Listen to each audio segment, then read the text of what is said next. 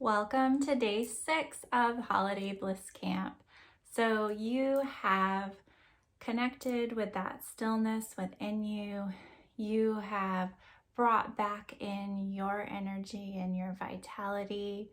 You've practiced accepting the reality for what it is around you. And you've also created a little bubble of protection as you move through the world.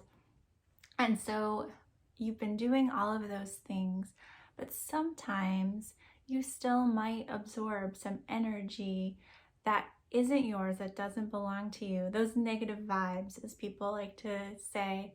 And so I want to share with you today what to do after the party's over, after you are back home and just feeling a little off, how to kind of get that energy, get those things that no longer belong to you that you kind of picked up along the way, get them out. So that's what we're going to talk about today. So you may have experienced some emotional triggers or old patterns coming up. And even though you're practicing these things, don't get frustrated if it takes a little while to get the hang of it, for those things to come back. So do you remember the first time that you ever drove a car and how many things you had to think about? So you had to think about how hard to press the gas pedal, when to let off, how much to brake. I don't know how many of you just would push too hard, you brake really quick. You had to think about steering the car. You had to think about where are you wanting to go, and you had to think about who's in your way, what are the other cars doing, all of these things. And it was kind of scary and overwhelming when you first started. And now, if you've been driving for a while, do you ever just drive to work or Target and you're like, how did I even get here? You weren't even thinking about it.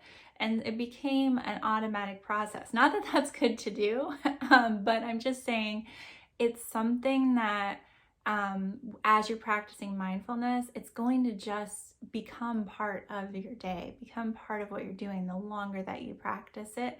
And when things are more stressful, you may have to spend a little more time focusing. Think about when you're driving and then there's busy traffic on a highway, you're going to focus more. There's a lot going on and you need to really pay attention to what you're doing and keep that practice, where if you're driving in your neighborhood and it's all la-di-da and everything's easy, you don't have to focus as much on it, and it just naturally occurs. So you can think about it a little bit like that. It's going to get easier the more that you practice it. So don't beat yourself up if you've been practicing all week and you're like, I don't know, I'm still feeling funky. Keep going, keep trying. It's going to get easier.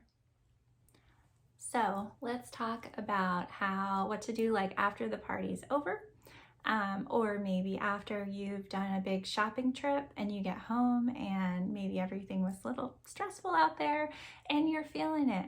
You're feeling a little bit frazzled. So we are going to look to nature for the first thing to do to clear your energy and just clear it all out. And what we're going to look at is animals. So did you know that if a rabbit is maybe hanging out in the meadow and a fox comes along and the fox chases the rabbit, maybe almost catches it, but the rabbit gets away, as soon as the rabbit knows that it's safe, it shakes. It shakes its whole body. It shakes it off. All animals do this, and it's something you can do too. So just shaking your body, you can do quick. You can shake your arms, you can shake everything, you can dance, you can put on a little music and just get it out of your body. And it sounds ridiculous, but when you do it, you'll be like, whew, that does feel better. So that is one tip that you can do. Another tip that you can do is in today's guided meditation, it is connecting with the steady energy of the earth. And it's through simple grounding techniques, and I'm going to guide you through it today. And once you've connected to the energy of the earth, you can then use your breath and doing breath work to clear anything that isn't yours, anything you're holding that maybe doesn't belong to you. and clear it out with breath work. And so that's what we're going to do today. And then a couple more little tips that you can do. One is salt. Salt clears energy. And so when I'm working with my clients, in between clients, and when I'm done with the day, I always have a little bit of salt, and I use sea salt, usually just like large grain. You can use literally any kind that you have.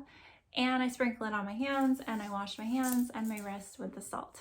You can also do a salt scrub. I love the Dr. Teal's. It's lavender infused, and they have like a soak and a salt scrub, and they also have it in a body wash. And so then you get a little bit of salt just when you're showering. And so I like to use that. That's one thing you can use. Any brand is fine, or just regular table salt does the trick, but that will help clear your energy as well. So if you're feeling super like, ooh, this needs to get out of here, shaking didn't work, like I need something a little extra, salt is an easy way to go. Another way to clear your energy field is with rose water. And rose water you can get in a spray container. Can order it lots of places, but if you have it in a little spray bottle and just spritz like a mist all around you, and make sure you get your back too, because a lot of energy comes through in our back where we're maybe paying attention more up here and we don't realize what's coming in back there. So just spray a little mist, you'll smell amazing, and it will help clear your energy. So I realize all of that kind of sounds like a long process, right? You're like, okay, I gotta shake, I gotta connect with earth energy, I've gotta like do breath work and salt and roses and what? And really it sounds like a lot, but it's once you're kind of in the process of doing it, it doesn't take a long time. So the guided meditation that I'm sharing with you is something I do in my head in like about a minute. It's just very quick, and I'm able to do like one big breath and release. If I've had something really, really big happen, you know, then I would take longer. But in general, it's like just a quick kind of maintenance thing that's just part of my day. So it may take you a while the first few times that you do it, and it can be a really nice self-care practice. So you might like taking your time with it, but it's just up to you on how much time you want to spend. But know that eventually you won't even need me to guide you in the meditation. You'll just be able to do it yourself in your head. So you can do it, you know, after you get out of the grocery store or shopping center, after you get out of a meeting, whenever you need it. So I hope you enjoy today's guided meditation, and I'll see you tomorrow.